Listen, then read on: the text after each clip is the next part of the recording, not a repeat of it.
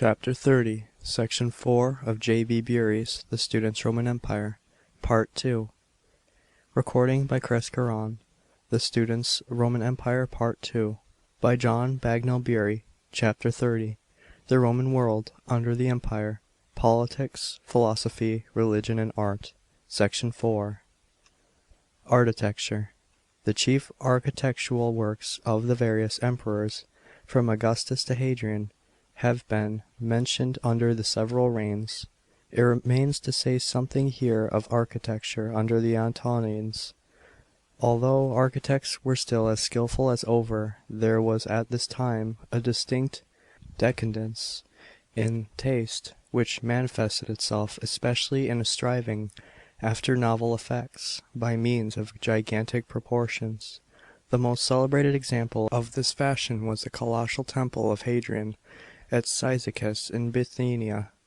Its construction occupied the whole reign of Antoninus, and was not finished till the first years of Marcus. The rhetorician Aristides, who gave an address on the occasion of its dedication, can hardly find the words to express his admiration of its enormous size. Your city is now the only one which does not need lighthouses or high towers to guide mariners into its harbors. The temple fills, as it were, the whole horizon, and marks the cotation of the city. Every block of marble is as big as a complete temple, but the size was the only wonderful thing about it. It does not seem to have been beautiful, and its sculptures were poor. But if taste at Cyzicus, and in other provincial places, was so deplorable, better things were not yet forgotten at Rome. One of the most interesting buildings of the second century is the Temple of Antoninus and Faustina on the Sacred Way, the most perfect specimen on the Corinthian style at home. The origin of this temple has given rise to considerable discussion. It seems most probable that the temple which Antoninus built to his wife after her deification, 140 A.D., was pulled down wholly or partly after his death, and replaced by a new building dedicated both to him and to Faustina. The 10 columns are each of a single piece of rich Corinthian marble, standing on bases of white marble, and supporting capitals likewise of white marble. The edifice was entirely constructed of stone and marble, and the common system, using brick and cheap material in the parts not intended to be seen, was not adopted here. Its modest proportions were a protest of good taste against such buildings as the Temple of Cyzicus. In Italy, fine buildings were not confined to Rome. In the splendid remains at Verona, we can form some idea of the public buildings which, under the Empire, adorned most Italian cities of this size, but of which now hardly a trace remains. The colonies and municipal towns imitated the capital in the erection of amphitheatres, haths, temples, and basilicas. The same architectural principles which were adopted at Rome were adopted throughout the empire. There were no local schools or provincial styles of architecture. Of the building of ordinary private houses we know little except as far as concerns Pompeii. The style was Greek, but cheap imitation of Greek ornament, and the use of stucco mouldings instead of stone were the great feature. In one case, a colonnade has been turned from the Doric into the Corinthian order by the addition of stucco capitals laid round the original echinus. An interesting comparison has been instituted between the Pompeian houses and private dwellings, which have been recently discovered at Delos, and are probably of much the same date. The difference is that, while there was much less decoration by painting, and while the Delian householder was content with plain panels upon his wall with no ornament, the materials of his pillars and the general construction were far superior to the very shoddy building of Pompeii. Sculpture. The history of Roman sculpture is really a continuation of the history of Greek sculpture, for it is a chronicle not of Roman talent, but of Greek talent displayed under Roman influence and in a Roman atmosphere. With the disappearance of Greek freedom, the inspiration which had shaped the form of the best Greek art had also disappeared. But the art of captured Greece had conquered her Roman captors, and their demands called forth a new development of Greek artistic talent. The taste of the Romans for sculpture was part of their love of luxury. It could not be expected that a school of sculptors called into being to supply such a demand should be inspired by any new creative power. They contented themselves with reproducing the motives of the older masterpieces, and they wrought with such wonderful technical skill, with such accurate delicacy, that if we had not works of Phidias, Praxiteles, and the other great masters to set beside them, we should think it almost impossible that they could be surpassed. But the art of the Roman school is marked by a striving after effect, which is quite absent from the older works. The works were designed to satisfy the Roman love of ostentation. The artists were affected by the end to which their works were destined, and the works themselves have the stamp of self-consciousness. At the beginning of the empire the chief schools were the New Attic and the Asiatic. One of the most admired works of the New Attic school is the Farnese Hercules at Naples. Hercules leans upon this club with his load, which is very beautiful, bent forward. The impression he gives us is that he is conscious of his muscles. In the same way, the Median Venus and the Venus of the Capitol are conscious of their nudity. The Borghese gladiator of the Louvre, of the Asiatic school, expressing most powerfully and most artistically the straining of all the force, who though utmost, but distinguished by an elasticity and rapidity of movement which seems to defy the rigidity of the marble, is characterized and perhaps spoiled by the impression it gives of a premeditated effect. But notwithstanding this feature, these limitations of order art have a great charm. Nothing can be more beautiful in its way than the sleeping Arenae of the Vatican, where the folds of the rich drapery are treated with singular delicacy. In the reign of Hadrian, which was marked by a renaissance in many kinds of culture, the sculptors invented a new ideal. The emperor's favourite, Antinous, of whom innumerable statues were set up after his stage death. He was represented in many ways, but all his images have the same type: the curls overshadowing the brow, a certain sadness in the sensual mouth, the head drooping as if in some melancholy contemplation.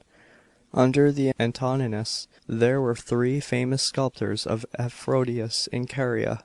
Their names were Zeno, Aristaeus, and Papias.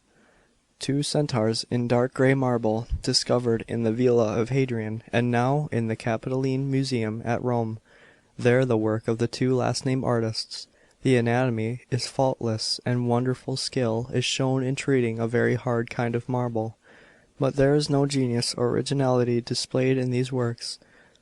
Sculptors had long since given up even trying to be original.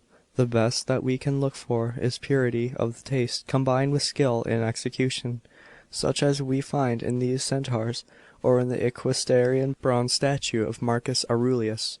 The decline of art in the 2nd century is shown by two barbarous fashions: the employment of costly and showy materials, and the construction of images of colossal size. Gold and silver are used for statues. Hadrian introduced a taste for statues in Egyptian style, and caused some to be executed for the Styrbline villas. Besides the sculpture, which was characteristically Greek, there was also a kind of sculpture which had a Roman character about it, and was called into being by Roman customs. This was portrait statues. The Roman desired to preserve the exact likeness of his ancestors, and the imagines masks, moulded in wax, which he kept in his house, aimed at being close resemblances, not at being works of art. Though contact with the Greeks, marble and bronze came to be used instead of wax. But whilst Hellenistic art idealized the individual form, and only made such use of drapery, even in the airy disposition of it about the figure as seemed to be demanded for the interpretation of characteristics, the Romans started with the idea of representing the individual appearance with the utmost exactness, either in the voluminous drapery of peace, the toga, or in complete warlike pantherlia. Hence the portrait statues are distinguished as togate and thoracite. An example of the latter is the marble statue of Augustus in the Vatican. Thus, Roman portrait statues are an expression of the practical realistic character of the Roman mind. But as Greek dress began to supersede the native costume of the Romans in ordinary life, portraiture became more ideal, yet without abandoning the lifelike presentation of the individual.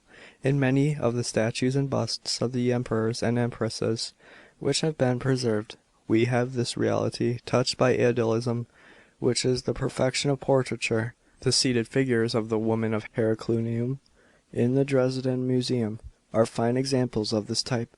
The familiar busts of the emperor have, many of them, an individually evidently lifelike and true, and it has been justly said that the critical inspection of, for instance, the large collection of portrait busts in the Capitoline Museum is of high interest in a psychological point of view. One of the most complete sets of plastic illustrations to Roman history being here preserved to us. Portrait images of the emperor and his family were made and circulated in immense numbers throughout the empire. Fronto writes thus to Marcus Aurelius, 140 A.D. You know how in all the banks, all the shoes, taverns, house fronts, porches and windows, your images are everywhere exposed to view. Most of them, truly, are badly painted and coarsely chiselled. In the plastic representation of historical scenes, as on the Arch of Titus, or the column of Trajan, we have a still more conspicuous illustration of the Roman tendency to realism.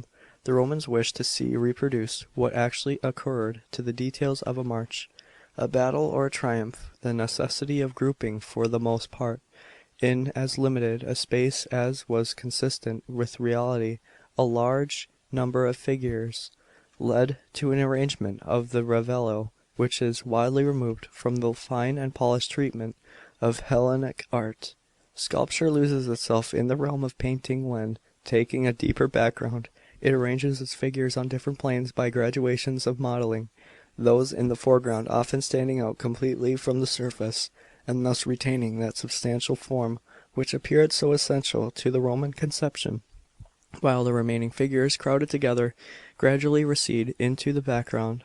The reliefs on the column of Trajan have been described in a previous chapter. Two reliefs of a triumphal arch, erected by Marcus Aurelius in the Via Flaminia, have been preserved, one of which represents the deification of younger Faustina, who is borne aloft by the goddess of victory from the funeral pyre. There is a similar representation of the apotheosis of Pius and the elder Faustina on the front of the postament of the column erected to that emperor after his death. The genius of immortality is mounting up from earth, and the emperor and empress are supported on his great wings. Two eagles accompany them in their upward flight.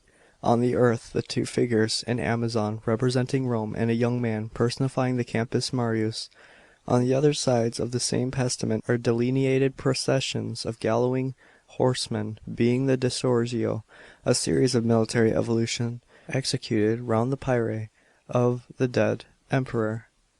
The representations of the Marcomannic and Quadic wars on the pillar of Marcus Aurelius do not equal, but come very near to, the reliefs of the pillar of Trajan. Here must be mentioned the art of cutting gems, which reached great perfection in the period of the early empire. Dioscorides was the great master of this branch of skill under Augustus. There is a splendid cameo at Vienna, of enormous size, measuring 9 inches wide by 8 high, on which Augustus as Jupiter and personified Rome are represented. Painting. Our knowledge of Roman painting is almost altogether confined to our mural painting, of which abundant and most interesting remains have been preserved. The wall paintings discovered at Rome, and those of the Campanian cities, Pompeii and Herculaneum, must be treated separately, but it should be remembered that the object of all these pictures is the decoration of rooms, and their pictorial character is subordinate to this end. In style, mural painting passed through several stages. At first Greek artists used to imitate marble incrustations. The next stage was to paint imitations of architecture. Columns and pediments, open rooms, were adorned with backgrounds, corridors with landscapes, and the pictures were always copies of things actually existing. Then fantastic fashions began to be introduced into the realistic imitations, and then grotesque devices gradually came to take the chief place in wall decoration. Under Augustus, the architect Vitruvius inveighs against the degeneration in style, and describes how reeds take the place of columns in a design, ribboned and streamered ornaments, with curling leaves and spiral tendrils, take the place of pediments. Diminutive temples are supported upon candelabra. Vegetable shapes spring from the tops of pediments, and send forth multitudes of delicate stems, with twining tendrils, and figures seated meaninglessly among them. Nay, from the very flowers which the stalks sustain are made to issue demi-figures, having the heads sometimes of human beings, and sometimes of brutes. Of the mural artists we know nothing personally, except of one Ludius, who flourished in the time of Augustus. The elder Pliny describes with enthusiasm the kind of wall painting which he brought into vogue. Villius Canandus, examples of landscape, gardening, woods are sacred groves, reservoirs, straits, rivers, coasts, all according to the heart's desire, and amidst them passenger of all kinds on foot, in boats, driving the carriages, or riding on asses to visit their country properties. Furthermore, fishermen, bird catchers, hunters, vintagers, or again, he exhibits stately villas, to which the approach is through a swamp, with men staggering under the weight of the frightened woman, whom they have bargained to carry on their shoulders, and many other excellent and entertaining device of the same kind. The same artist also set the fashion of painting views, and that wonderfully cheap, of seaside towns in broad daylight. It is possible that we have specimens of the work of the Ludius in a celebrated painting of the Villa of Livia in Rome, which represents the plan of a garden on the four walls of a room, so that one sitting in the room might imagine himself in the middle of a garden. This work is an interesting example of that stage, mentioned above, in which fantastic ornament was introduced, but had not driven out the older, more sober style. A brilliant example of that older, sober style approved of by Vitruvius are the great landscapes illustrating the Odyssey, which were discovered in excavations on the Esquilian in the middle of the present century. 6 lectures are complete, and half of the seventh they represent the episode of the Laestrygones, the story of Circe and the Nicua, or the visit of Odysseus to the Shades. They ran round a room as a frieze or dado, the panels being divided by bright red plasters. The colours in the paintings are chiefly a yellowish brown and greenish blue, but the chief interest which these works possess is in examples of ancient landscape painting. The country of the Laestrygones bordered with its jutting yellow crags, the wide blue inlet of the sea, from the mountains overhanging which the giants hurled destruction upon the Greek ships, the court of Circe's palace, the mighty opening in the rocks on the sea-shore, which proclaims itself the entrance to the nether world, and with vivid pictorial effect lets a broad ray of light stream into the dark and thickly peopled kingdom of shadows. All these furnish examples of completed landscape painting, for which, up to the time of their discovery, we should not have given any age of antiquity credit. Their date is to the end of the Republic or beginning of the Empire, but they were doubtless copies of older compositions. A famous wall painting preserved at Rome is the so-called Aldobrandi marriage, representing a bride and bridegroom, with 8 other figures on the day of their nuptials. More interesting is the picture of fair women of legend, notable for their strange love stories, such as Paphaste and Phaedria, preserved in the Vatican gallery, having been removed, like many other mural paintings, from the original wall, along with the plaster ground. In excavations on the Palestine, striking paintings were discovered, especially in the house of Livia. A landscape in which the tale of Ptolemus and Galates is represented may be specifically mentioned. It has been justly offered that in choosing their mythical subjects, mural painters were generally guided by the opportunities given for landscape. Turning to the paintings of the Campanian decorators, which are to be seen in the private houses at Herculaneum, and especially at Pompeii, we must first observe the double division of the walls. They are divided horizontally into a dado, generally tinted dark in upper wall, generally light, separated by a bright band. They are also divided vertically by painted stripes, instead of pilasters of the older style, which we saw in the Odyssey landscapes. The middle band is thus divided into panels, painted usually red, yellow, black, or white. The architectural designs are in the fantastic style condemned by Vitruvius. The pictures themselves have been classified into 5 groups, according to the part they play in the general design of the room or the wall which they decorate. Landscapes which cover a whole wall or the 4 walls of a room, and where the usual divisions into panels is abandoned. Large paintings of which, however, more than one, separated by pilasters, are wrought on the same wall. These are often pictures of the chase, or representations of mountain scenery. Those which look like panel pictures set in the walls, these are very often copies of old pictures. Small accessory frescoes which really form part of the ornamentation. They are often subjects of still life. Pictures which have no frame or background, especially human figures, forming part of no scene, but merely intended as ornament. These airy figures floating about in any unoccupied space are sometimes allegorical, often satyrs, Bacchants, or Graces. The mythological pictures are always of a light kind. The only ones, perhaps, marked by seriousness or solemnity are those in the house of the poet at Pompeii, representing the marriage of Zeus, the sacrifice of Iphigenia, the release of Chryses, and the rape of Briseis. Favorite subjects were the loves of Venus and Mars, the judgment of Paris, Bacchus and Adrian, Narcissus seeing his reflection in the water.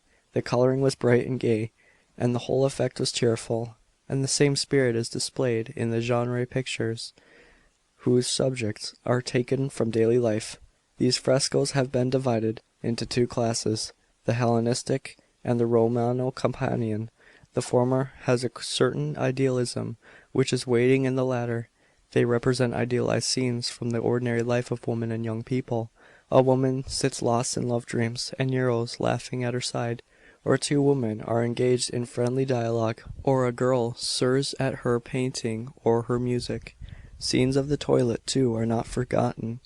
Then there are youths and maidens assembled at festive gatherings, or explicit love scenes of more or less levity, as well as groups of poets and actors, and occasionally actual stage scenes, especially one lovely concert piece, which breathes the purest spirit of Greek art.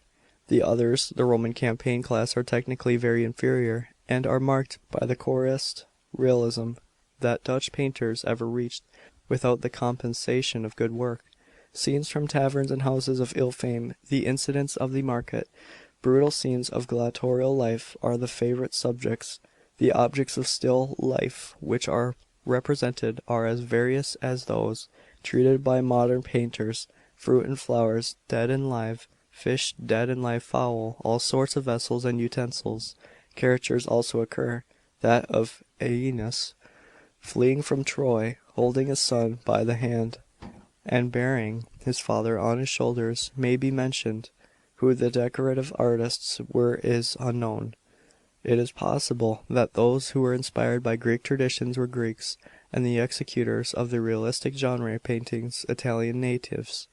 One of the most striking things about the frescoes is their durability, and the question as to the materials and methods used has not been yet satisfactorily answered. Something has still to be said about mosaic pictures, that is, pictures constructed by putting together small cubes of coloured stone or glass. It is said that Sulla was the first to introduce this art at Rome. In imperial times the decoration with mosaic, not only of floors, to which it was first applied, but of walls, was very fashionable. Mosaic pavements with patterns were of course common. One of the most celebrated and excellently executed mosaic pictures is that of the battle of Issus, found in 1831 in the house of the Faun at Pompeii. It represents the moment at which Darius saves himself from the pursuit of the Macedonians. by throwing himself on a horse which is offered to him. The artist has most happily and effectually rendered a complicated battle scene with few materials. So far as we know, the heads, especially that of Darius, whose face, notwithstanding its look of anguish, is full of manly fire, are unsurpassed for emotional expression in any work of ancient painting. The large Nile mosaic of Palestina, representing an Egyptian landscape, may be also mentioned. A number of landscapes on tessellated pavement in Hadrian's villa at Tivo are preserved. End of chapter 30, section 4. Recording by Chris Caron, Ham Lake, Minnesota.